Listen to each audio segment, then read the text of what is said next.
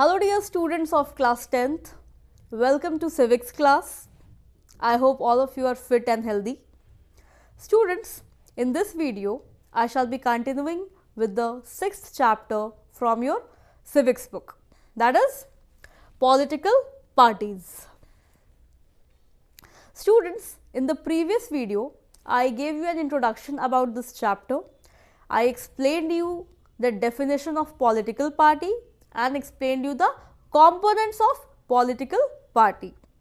I explained you that a political party is a group of people who come together to contest elections and hold power in the government. This definition I gave you about political party, and I explained you that there are three components of political party. The first component, the leaders; the second component, the active members; and the third component, the followers of that party. So, till here I hope all the points are clear to everybody. Now students, in this video, before I start with the functions of political parties, let me explain you one term, and that term is partisanship. Here partisanship means not doing partition, not dividing. Don't take that way. Partisanship is a feeling of commitment. It is, see, most of the parties, they are partitioned in nature. That means when the parties strongly and blindly they support their party's policies and are reluctant to compromise with the political opponents. They do not see whether the view of their party is correct or not, but they blindly support their party. So this means they are partitioned in nature. That means this is the meaning of partisanship. For example, I am just taking an example for you to understand. I am not supporting or I am not against any party. So let me take two examples. First party is BJP and the second party is Congress. Suppose in BJP the government did demonetization. This was done by BJP, by that government. But even though this is a good move by the politicians, by the people in BJP, by the leaders of BJP, and even if the people who are in Congress, if they are liking that personally, they will not say. They will not support this move that is done by the BJP. They will say no. Since the party will say that no, this is not good, this is not in favor of the country. So the people who are there, who are actually supporting individually, but they will not be able to show that feeling. They will support their party only. They will say that, okay, if Congress is saying that BJP has done something wrong, that means BJP has done something wrong. Even though BJP might be correct, they will not support BJP. They will never support BJP. And the same is with the case of BJP also. If Congress will do something good, something appreciating, and then also what will happen? BJP will not support. They will try to find the loopholes. So this is the meaning of partisanship. Let me give you one more example. Example of cricket match between India and Pakistan. Suppose India and Pakistan are playing. Let's suppose that Pakistan is playing well. But even though, being an Indian, we will never support Pakistan. We will say no, Pakistan is not playing well. There is some or the other issue is there. So we will never support Pakistan, even though he will be doing or he will be playing well. We will support our own country. So this is the feeling of commitment. So partisanship refers to the feeling of commitment towards one party, towards one group, or towards one's army. So I hope the term partisanship is clear to everybody. Now students, let's come to the next topic, that is the functions of political parties. Now what are the functions that a political party does? What are its functions? Now we are going to discuss about the functions of political parties.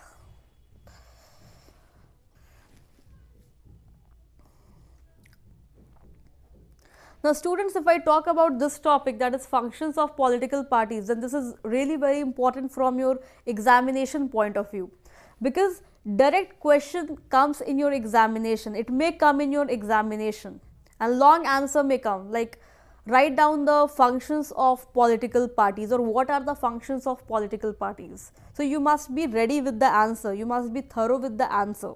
So you need to understand the points that I am going to explain you in this topic. So this topic is really very important and you need to listen very carefully whatever points I speak. Okay? So let's start with the first function of political parties. So the first function of political parties is political parties contest elections. Now this is the first function. See, the political parties, they decide the candidates, or I would say the top leaders of the political parties, they decide the candidate, they select the candidate. See, what do? They distribute tickets for certain constituencies, and on the behalf of the party, the candidates, they contest the elections. See, everybody cannot stand in election.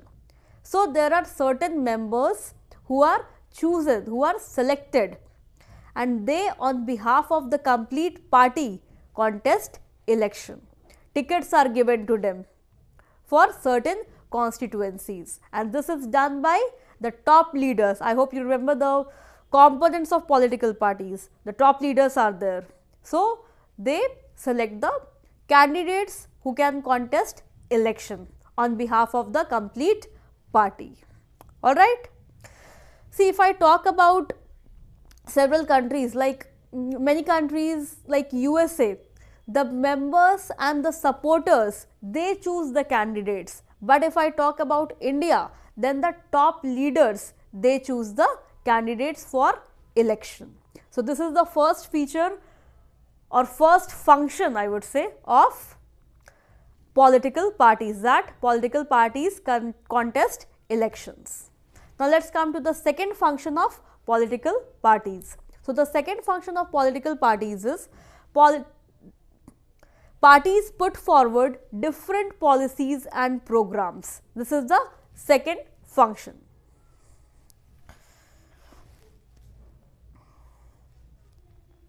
Now how parties put forward different policies and programs? See, we live in a democratic, cut this line.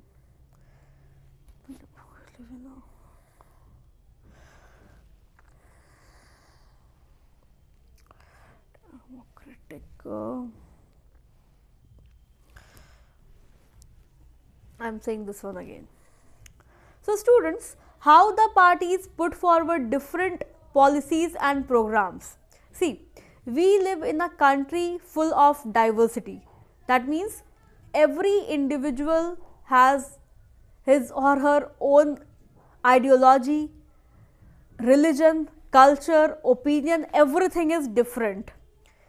So the different opinions of people, when they join hands with the party, so the different opinions, the different ideologies of a person, that gets aligned with the ideology, with the policies, with the programs of that party. So when a person join hands with a particular party, then automatically that person thinks in favor of or thinks about the policies, about the programs, about the ideologies of that party. And if the party is in power, then that party is able to influence the decisions of the government. See, the decisions of the ruling party is generally the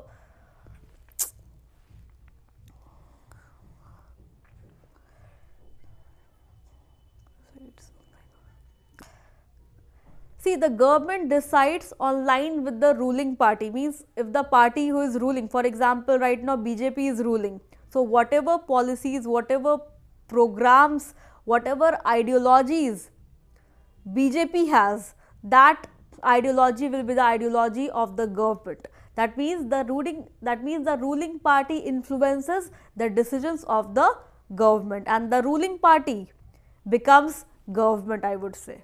So I hope this function of political party is clear to everybody.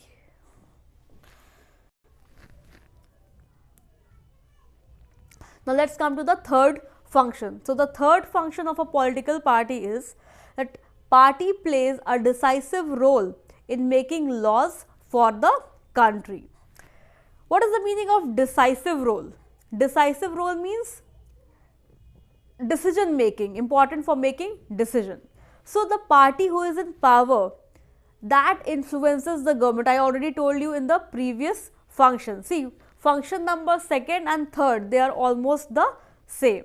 So the party who is in power, definitely it will influence the decisions, the laws of the government. For example, right now BJP is in power, Bharatiya Janata Party. So the top leaders who are there in BJP, they will influence the laws, several laws that are there in the country.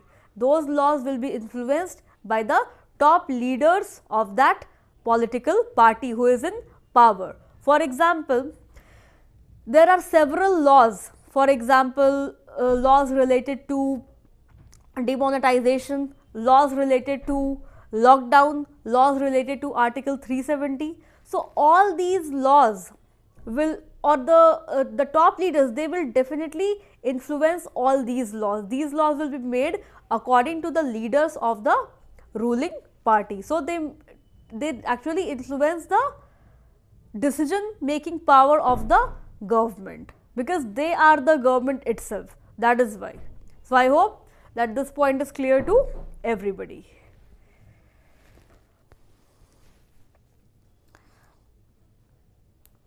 The fourth function of the political party is parties form and run the government. Now, how parties form and run the government? See, if I talk about the ministers who are there in the government, the top ministers, or even if I talk about the prime minister, then all the ministers who are there, the top level ministers, they are related to a certain party. They are the members of a party. If I talk about the Prime Minister, Mr. Narendra Modi, then he also belongs to BJP. If I talk about several other leaders like Amit Shah, he also belongs to BJP. And all the leaders who are there in the government, they are members of a party, and that party after winning the election gets into power, gets into position, and then that party forms the government and runs the government. So this way parties form and run the government. So I hope this function of political party is clear to everybody. Now let's come to the next function, that is the fifth function. So the fifth function is parties play the role of opposition. Now who are opposition? See, there are so many parties that are there who are contesting elections. Only one party among all the parties will win. Only one party will come into power. So the party who has not won, I mean the first runner up, that becomes the opposition. The party who has won, that will be the winner, that will form the government. But the party who has lost because of certain votes, the first runner up, that becomes the opposition.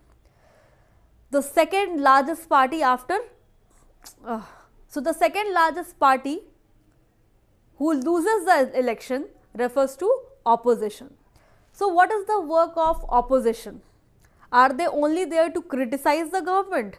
Are they only there to find loopholes?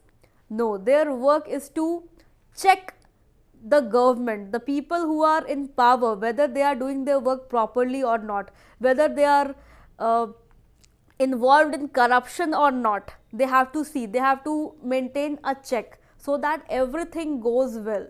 See, a good opposition is also very important for running a country fairly. If opposition will not be there, if opposition will join hands with the government, then what will happen? Corruption will be there. The government will think that nobody is there to have a check on them. As a result of which, the government will do whatever the government wants to. So opposition is very important for a proper functioning and working of a government. For a smooth working of a government, opposition is very important, because several debates are there, they criticize the other party, and if they will not criticize, if they will not oppose, then the other party will think that okay, we are the whole and soul of the country, so we can do anything whatever we desire. So in order to avoid that, the role of opposition is very important. So parties play the role of opposition. So I hope this point is also clear to everybody.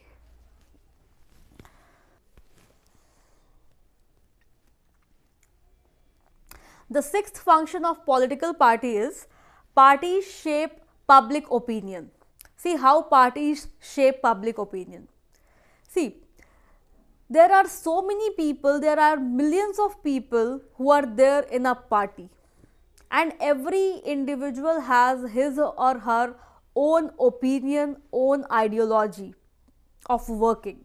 But when a person is connected with a party, then the opinion of that party becomes the opinion of the members. This happens. For example, I belong to BJP. Okay, I am just giving you an example. I belongs to, look at this line. Now let me give you an example. For example, I belong to Congress and BJP did demonetization.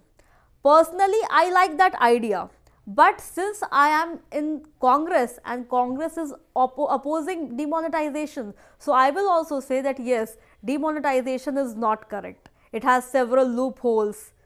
It will not help to reduce corruption and so on. See, I have a different point of view, I have a different opinion, but when I get into that party, the opinion of the party shapes me, it shapes my opinion. So this way, the party shapes the public opinion, and not only the members, it shapes the opinion of the public. So for example, if I talk about BJP, then BJP removed Article 370. Earlier people may not like it or they may have their own opinion, but since they like that party, since they are followers, they are supporters of that party, so they will definitely like the idea, the opinion, the policies, the programs that are launched and are implemented by that particular party. So this way, parties shape public opinion. So I hope this point is also clear to everybody.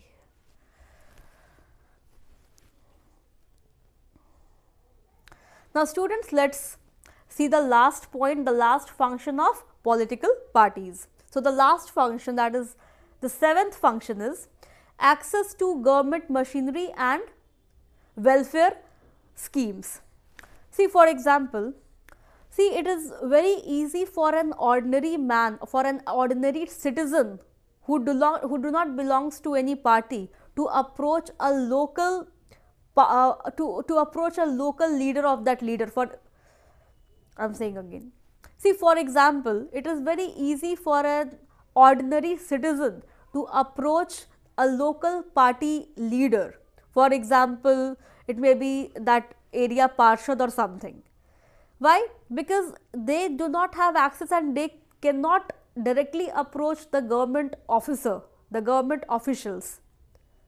It is easy for them to approach the local leaders, and the local leaders, it is their responsibility to make the ordinary people happy. How? By helping them. If they want some need, why they will approach the local politician or the local leader? Because they want their work to be completed. If some pending work is there related to Aadhaar card, PAN card or voter ID card or something of that sort, then the local leaders, they can help them out. And if the local leaders will help them out, if they will sorry, some disturbance occurred, so I'm saying, so the local leader will have to help the ordinary citizens who have come for help, come for support. The local leader will have to support them. Why? Because if the local leader will not support the ordinary citizens, then the citizens will be against the party to whom that leader belongs. Because every leader, a local leader, that also belongs to some or the other party. So in order to have good impression of that party, the local leader have to perform well, so that the party gets a good reputation, the party builds a good rapport with the citizens, with the people of that area, with the society. So this way the political parties,